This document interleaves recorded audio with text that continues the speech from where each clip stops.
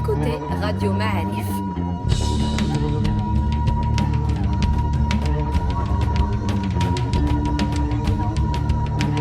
Le podcast Histoire.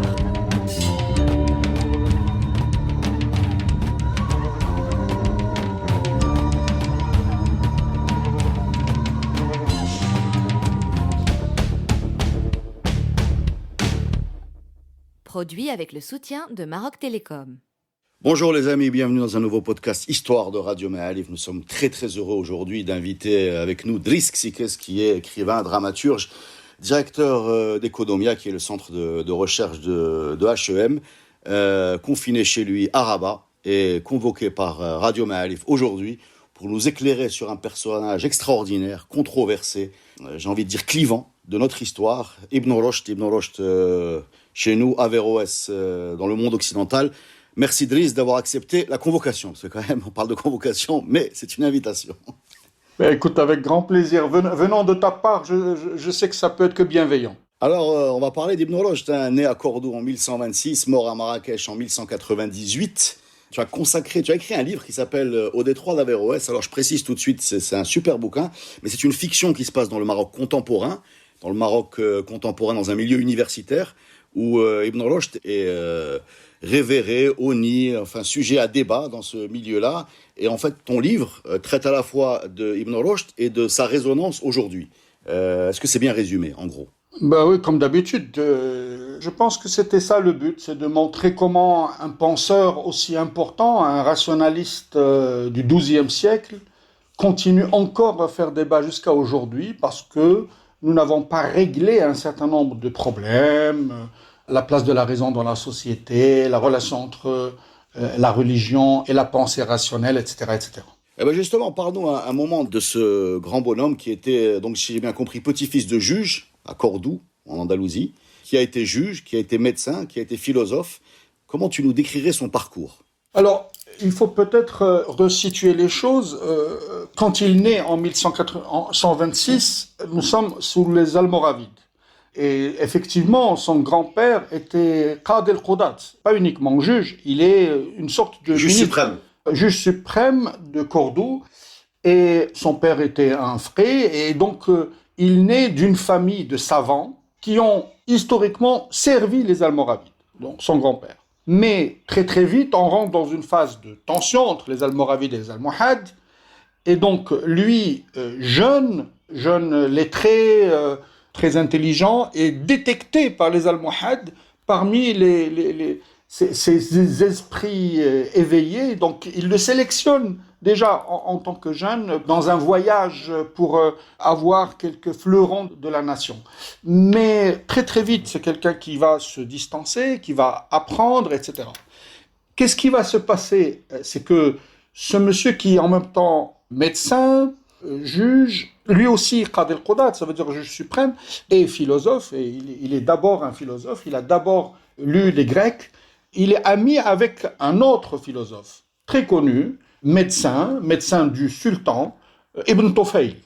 Et Ibn Tufayl, dans un échange avec Abou Ya'qub Yusuf, alors Abou Ya'qub Yusuf est un sultan savant, c'est un sultan qui a lu les Grecs, c'est un sultan qui est très versé dans la connaissance médiévale, et ce sultan dit à Ibn Tufayl, il n'y a que ton ami Ibn Rushd qui pourrait refaire, je dis bien refaire le commentaire d'Aristote. Pourquoi refaire le commentaire d'Aristote ? Parce que 2 siècles plus tôt, le commentaire a été fait en Orient par Al-Farabi, par Ibn Sina, etc. Mais ils l'ont fait en essayant de trouver une sorte de compromis entre la gnose orientale et la sagesse grecque, la sagesse philosophique grecque. Or, chez les Almohades qui prennent une sorte de rationalisme, il veut qu'il y ait une interprétation d'Aristote qui le restitue dans son rationalisme initial. Et donc, c'est là que commence une série de commentaires que fait Ibn Rushd de ce grand philosophe grec, mais il fait aussi le commentaire d'autres penseurs. Et la grande difficulté à laquelle il va être confronté, c'est que tout de suite, la manière avec laquelle il traite la philosophie va être confrontée avec les avis des théologiens, des ulama, des soufis. Et donc, il va commencer une autre phase aussi, dans laquelle il va rentrer dans une sorte de dialogue avec les hommes de religion. Avec le Ghazali en particulier. Et quand il rentre... Alors non, le Ghazali a écrit 2 siècles plus tôt, Tahafut al-Falasifa. Lui, il écrit Tahafut, ça veut dire il répond à Al-Ghazali. Il faut savoir que Al-Ghazali, qui est aussi un grand penseur et mystique, mais en même temps philosophe, il a écrit ce texte au Xe siècle, dans lequel il met une limite à la pensée philosophique d'une certaine manière, une limite qui vient de la transcendance. Et Ibn Rushd, qu'est-ce qu'il dit ? Il dit il n'y a pas de limite.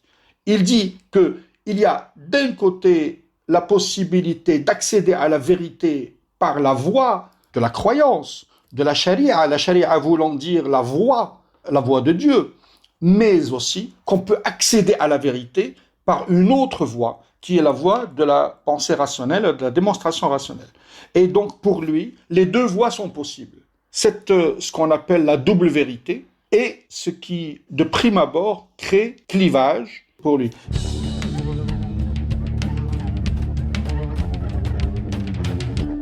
Pour compléter la double voie qui mène à la vérité, donc la voie dogmatique et la voie de la raison ou du raisonnement ou de la...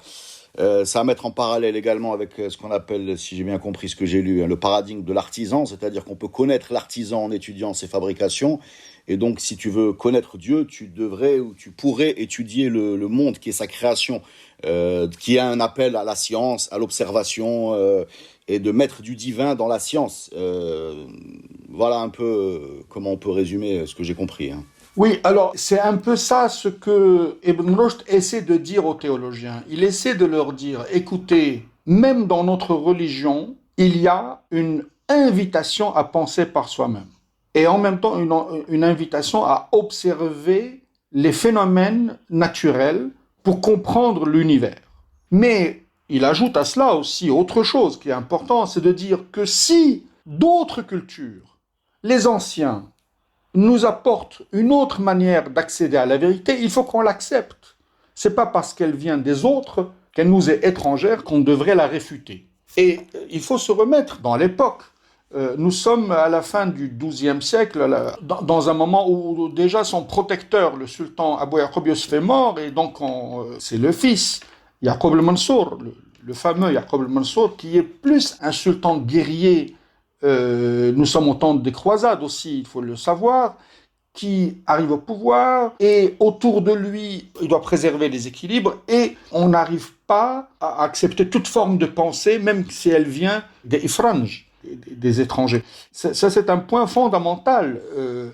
Mais le plus important aussi, c'est que, d'une certaine manière, Ibn Rushd, lorsqu'il fait le commentaire des livres de la nature, ou le livre de la poétique, et surtout le livre de la physique, il est essentiellement une sorte de précurseur de la pensée séculière. Je préfère dire séculière que laïque, parce que la sécularisation est un process, et la laïcité est un état de fait, et lui, il enclenche le processus parce qu'il laisse entendre qu'il y a 2 régimes de vérité. Il y a un régime de vérité qui vient de la réflexion rationnelle, de la démonstration des faits empiriques que nous observons. Et il y a un autre régime de vérité qui vient de ce qu'on croit et de ce que nous avons hérité comme forme de croyance. Et ça, c'est très très important de le préciser. Est-ce qu'il était effectivement surnommé Sahib al-Mantiq, c'est-à-dire le logique, quoi. C'est quelque chose qui existait? Au fait, je pense qu'il faut absolument lire la biographie intellectuelle qu'a faite le philosophe marocain Ali ibn Makhlouf d'Averroès, et dans lequel il nous aide de manière précise à comprendre comment Averroès n'a pas été seulement celui qui a commenté Aristote, mais qui a lui-même fondé une manière de penser de manière logique. Et dans cette manière de penser de manière logique, il fait une gradation des manières de penser. Donc il y a une manière de penser qui est spéculative, il y a une manière qui est uniquement descriptive, démonstrative et rationnelle. Et donc, c'est cette gradation-là qui fait la force de la pensée d'Averroès et qui nous montre à quel point il s'est débarrassé de la pensée spéculative qu'avaient les mutakallimin. Parce que les mutakallimin, qu'est-ce qu'ils font? Ils ont un postulat. Après, ils cherchent à le justifier par la pensée. Lui, il dit, ça c'est de la pensée spéculative. La démonstration rationnelle est une démonstration qui n'a pas à justifier un postulat initial. Il faut d'abord qu'elle s'appuie sur soit des observations empiriques, soit un ensemble de prédicats qu'elle met côte à côte pour arriver à fonder une démonstration. Et cela est effectivement ce qui distingue Averroès de plusieurs philosophes de l'époque. Et qui effectivement, comme tu le dis, en temps de croisade, de guerre, de tension, était donc, si je résume bien, une double, entre guillemets, provocation. Une provocation parce qu'invitation à accepter, à considérer la pensée étrangère. Et deuxième provocation, invitation à accepter la raison, non pas comme concurrent du dogme, mais comme voie allant vers la vérité. Double provocation qui va avoir raison de lui, en tout cas de son vivant, puisqu'il est victime d'un procès, il tombe en disgrâce, il est banni de Cordoue. Et suite à un procès, il est exilé pas loin dans une petite ville andalouse dont je ne me rappelle plus le nom, et il finit à Marrakech pour ses dernières années. C'est bien ça ? Tout ça, effectivement, a irrité beaucoup de monde. Il a hérité aussi, il faut le savoir, il y a des familles rivales de la sienne. Nous sommes dans une société médiévale, encore beaucoup de sociétés de cour qui se chamaillent autour de plein de choses. Et bien entendu, il y a les théologiens, etc. Donc, en fait, c'est pas un procès, c'est l'imam de la grande mosquée de Cordoue qui l'excommunie et il va être exilé au village de Lucena. Le village de Lucena est à quelques encablures de Cordoue. C'est un village où, nous dit-on dans les textes de l'époque, il y avait surtout des juifs. Et donc, c'est quasiment une sorte de... On l'a mis hors de la nation. Et bien sûr, vers la fin de sa vie, il va être mis en résidence surveillée à Marrakech par le sultan. Et c'est là qu'il va décéder quelques temps plus tard. Oui. Je voulais juste renvoyer au podcast sur les Almohades qu'on a eu le plaisir de faire avec le professeur Triki. Hamid Triki, il adore les Almohades, il n'aime pas beaucoup qu'on les traite d'extrémistes dans leur pensée, et il a des arguments, hein. C'est pas une position qui vient du ciel. Mais en l'occurrence, sur le cas de Ibn Rushd, il insiste sur le fait qu'il aurait été victime plus de phénomènes de cour et de concurrence entre familles, qui auraient utilisé un procès, un point dogmatique, un peu comme un procès politique en fait, qu'on voit encore pas très loin de nous, où on va chercher un élément dans son sac pour aller viser quelqu'un contre qui on a des comptes à régler. C'est comme ça qu'il nous l'a présenté. Je vous invite à écouter ce podcast sur les Almohades. Est-ce que c'est comme ça que tu le vois également ? Pour moi, ça c'est un point fondamental. J'insiste effectivement dessus. Je suis d'accord avec Sitriki sur ce point parce que il faut resituer les choses dans cette époque où parfois on caricature les Almohades en disant c'est uniquement une pensée un peu dogmatique, extrémiste. C'est pas vrai. D'abord, il y a plusieurs phases des Almohades. Abdelmoumen n'est pas Abou Yaqub Yusuf, etc., etc. Donc ça veut dire que c'est pas la même chose. C'est quelque chose qui a évolué. Deux, dans la société almohade, il faut rappeler, et les historiens et les anthropologues nous l'ont montré, il y avait énormément d'espace de liberté, de champs d'expression. Dans mon livre, je parle de cette poétesse Hafsa Roukouniya, qui était une poétesse qui chantait les louanges d'Eros à l'époque. Donc, il ne faut pas croire que c'était une société complètement fermée. Il y avait un pouvoir qui a essayé de faire une interprétation, parfois fondamentaliste, de la religion. Maintenant, sur le cas d'Ibn Rushd, ce qui s'est essentiellement passé, ce sont trois choses. La rivalité des familles, le fait que les mystiques et les théologiens n'étaient pas d'accord avec Ibn Rushd, et que, au niveau du pouvoir, il y avait la nécessité de préserver la paix. Et le philosophe est devenu le bouc émissaire de cette affaire. Et puis surtout, il y a, selon plusieurs thèses, il y a ce livre qu'il a fait, qui est un commentaire de la République de Platon. Ibn Rushd a longtemps cherché le livre de la politique d'Aristote, il ne l'a pas trouvé.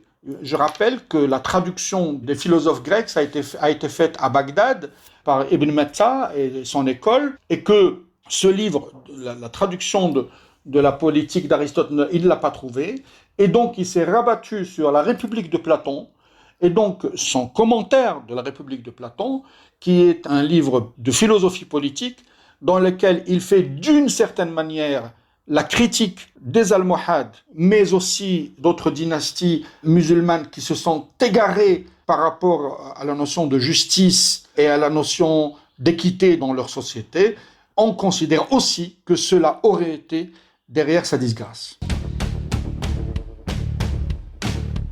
Donc on a parlé du juge Khalid Khoudat, on a parlé du philosophe. J'étais interpellé quand j'ai lu ses réflexions sur son troisième volet, c'est-à-dire le médecin.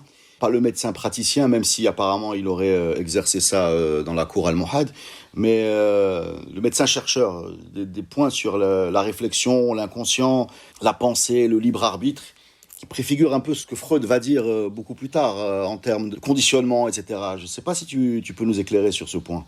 Alors, je renvoie à un livre très important, écrit par un spécialiste d'Averroès, Jean-Baptiste Brenet, qui d'une certaine manière fait ce lien avec la question de l'inconscient chez Freud. En fait, c'est une sorte d'anachronisme, il faut remettre les choses à leur place. Ce que Averroès nous permet de comprendre à l'époque, et là, c'est pas lié à son côté médecin, c'est aussi le rapport au philosophe. Il essaie d'expliquer que c'est pas uniquement le sujet qui pense, mais il y a un ça. Alors c'est ça qui le relie à Freud, c'est qu'il y a un ça collectif. Et il y a une sorte de surmoi collectif qui nous permet de nous élever au niveau de la civilisation. Ça veut dire, à côté des désirs primitifs ou des pulsions primitives du moi, il y a ce moi civilisationnel. Cette idée-là... C'est l'intelligence universelle immortelle. Exactement. Cette intelligence universelle immortelle qu'il a énormément développé, lui a valu d'abord, par les théologiens chrétiens, d'être diabolisé. Parce que on a considéré qu'il annulait le sujet. Or, la chrétienté, comme tu le sais, est énormément fondée sur cette idée du sujet pensant. Parce qu'il y a la culpabilité initiale, etc. Or, lui, il vient avec cette idée qu'il y a une sorte de structure de pensée qui nous dépasse et à laquelle on doit tout le temps essayer d'accéder, et c'est son souci de justice qui l'amène à ça. Même quand il interprète Platon, il remplace l'âme par la cité. L'âme qui est l'élément le plus élevé dans la pensée de Platon, il la remplace par la cité vertueuse. Pourquoi ? Parce que pour lui, la question centrale, c'est la question de la justice. Comment faire en sorte que les gens accèdent à la justice ? Et pour lui, cette idée de tenir compte de cette structure universelle, intemporelle, est fondamentale. Maintenant, en tant que médecin, plus théoricien que praticien, il ne faut pas oublier qu'on lui doit le teriaq. C'est quoi le teriaq ? Le teriaq, c'est l'antidote, et donc il a énormément contribué à développer cette notion. Et on lui doit surtout une capacité à créer les grandes catégories de la médecine. Et créer les grandes catégories est quelque chose qui est de l'ordre de l'épistémologie, mais de l'épistémologie reliée à la médecine.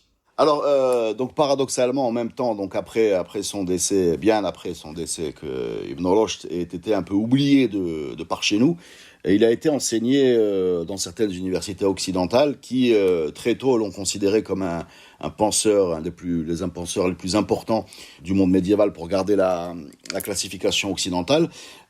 Et tu mets une super scène dans ton livre où l'ambassadeur de Ahmad al-Mansour, donc Mansour al-Dahbi, donc saadien 2 siècles plus tard, va être confronté dans une université anglaise à la demande des Anglais de rebaptiser le fameux détroit de Gibraltar du nom de Tariq ibn Ziyad le guerrier, le remplacer par le détroit de Ibn Rushd, donc pour un peu symboliquement remplacer. C'est une scène, j'imagine, tu l'as inventée à partir du plausible. Mais sa symbolique est intéressante, c'est-à-dire remplacer le guerrier par le savoir comme étant le pont entre les civilisations, si j'ai bien compris. Et ça a parfaitement illustré à quel point, de par chez nous, il était oublié, et de par chez eux, il était étudié et célébré. Et ce qu'il faut garder en tête, c'est que quand Ibn Rushd meurt, en 1198, il est un peu le dernier des philosophes rationalistes qui vont aller jusqu'à proposer la double vérité. La philosophie va continuer d'une autre manière dans le monde musulman.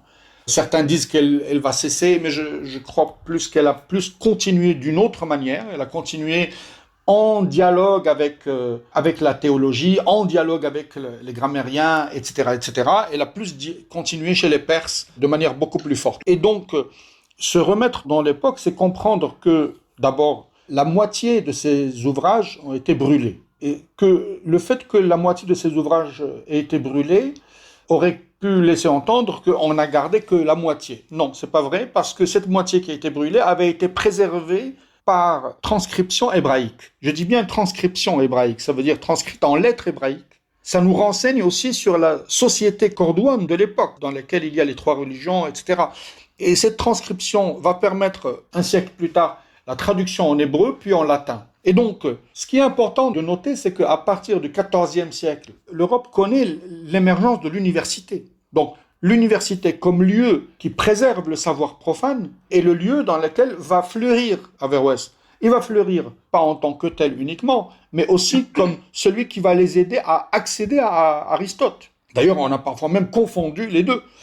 Et donc, cette place centrale qu'il va avoir en Europe médiévale et qui va être prolongée plus tard, parce que d'un côté, il a été combattu par des théologiens, de l'autre côté, il a été célébré, il a été aussi repris au niveau philosophique par Kant, Spinoza, plus tard. Donc, ça te montre l'importance qu'il a eue en Europe. Bien entendu, en même temps, chez nous, quand on revient, par exemple, du Maroc où il a vécu, en partie, on trouve Al-Qarawiyyin, il n'y avait plus que les ouvrages qui n'ont pas été détruits, mais pas tous. Et donc, le monde musulman, quand est-ce qu'il va redécouvrir réellement Ibn Rushd dans son entièreté, dans sa force? C'est à partir du 19e siècle. Ça veut dire, il a fallu plusieurs siècles. Bon, bien sûr, entre-temps, il y avait plusieurs livres de lui qui ont fait objet de débat. Mais les livres les plus importants de la métaphysique, les livres de la politique, les livres sur la nature, etc., les livres fondamentaux, n'ont été découverts, n'ont été retraduits, je dis bien, retraduits en arabe qu'au 19e siècle. À partir de voilà, retraduits en arabe. Et donc... Je vais le dire en français parce que c'est... Où est ton oreille?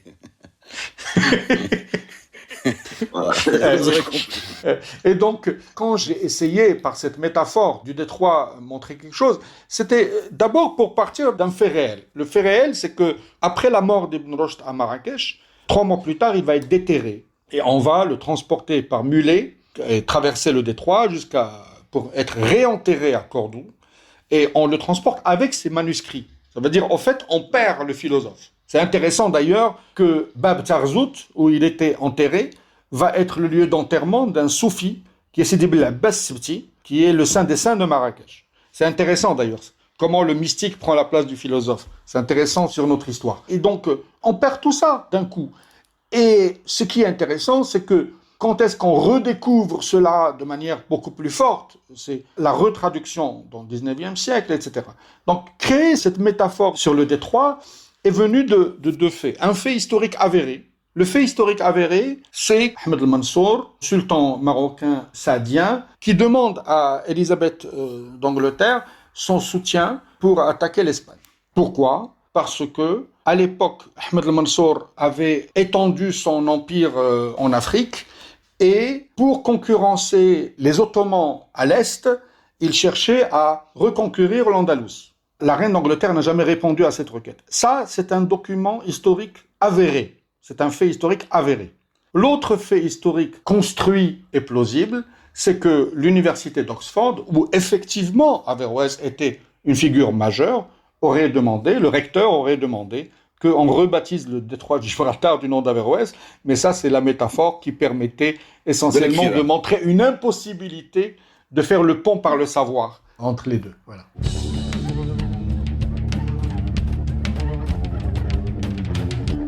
Tu parlais de la métaphore d'avoir un mystique enterré à la place d'un philosophe à Marrakech, espèce de mysticisme par rapport à la philosophie. Il y a quelque chose qui relève même pas de la métaphore dans ton livre. Hein. Le Hadib, le héros, est quelqu'un qui a fait des études de philosophie qui vont être supprimées. C'est la dernière génération de philosophie. Certes, c'est bien de dire que Ibn Rushd, ça doit être rigoureusement exact de dire que Ibn Rushd est revenu dans notre cursus au 19e siècle, que la philosophie a continué différemment après lui. D'après la thèse de ton livre, c'est un peu plus brutal, puisque tu nous expliques que la philosophie a été remplacée par les sciences islamiques. Donc, on a quand même tourné le dos à la vision de cet homme-là, et on a l'impression, dans ton livre, dans ce que tu nous racontes, dans toute la littérature qu'il y a autour, dans les polémiques sur Ibn Rushd, qu'on a affaire à une modernité loupée. Voilà, c'est comme ça que je le perçois. En fait, c'est très important que tu parles de modernité, parce que souvent, on croit que la modernité est exogène. Ça veut dire qu'elle nous vient de l'extérieur. Ce que nous avons loupé, c'est une modernité endogène. Ça veut dire une modernité construite de l'intérieur, construite à partir... En réinventant la tradition. En réinventant la tradition, pour parler comme Heidegger, ça veut dire la modernité n'est pas une greffe. La modernité n'est pas une greffe. La modernité est le fait d'accéder à des valeurs qui permettent d'abord l'état de droit, qui permettent la liberté, qui permet le libre arbitre, qui permet la clarification des rôles, etc., etc., etc. La modernité, elle a une longue histoire. Et nous avons, dans notre héritage, nous avons des penseurs qui ont, il est dit par Edib dans le livre, en fait, Ibn Rushd aurait pu être notre Erasmus. Erasmus, en Europe, est le prémoderne qui va donner les fondements d'une pensée rationnelle développée plus tard dans les Lumières par des philosophes. Nous avons eu cette chance. Il y a eu cette fameuse munadara, cette fameuse polémique entre Mohamed Abdo et Farah Antoun au tournant du siècle. Mohamed Abdo, je le rappelle, est un réformiste musulman égyptien et Farah Antoun est un maronite libanais, penseur libéral.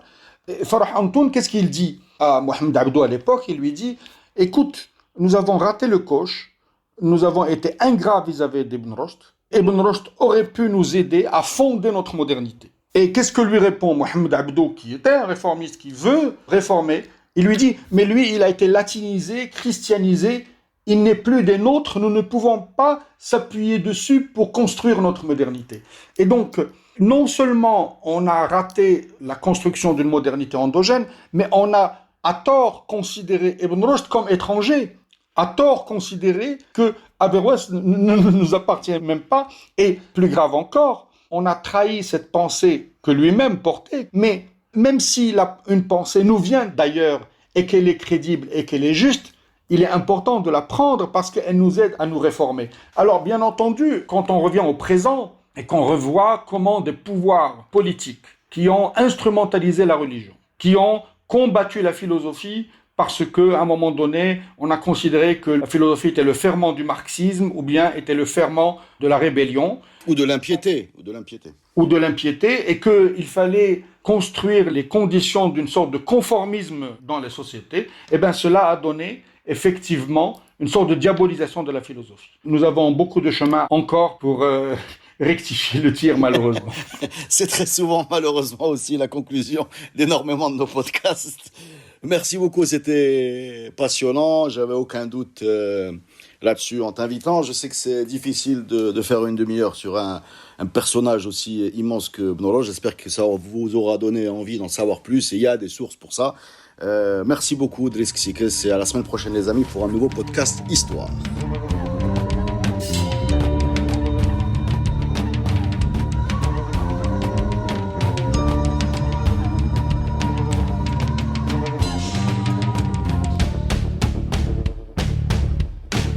Ce podcast est produit avec le soutien de Maroc Télécom. Maroc Télécom, un monde nouveau vous appelle.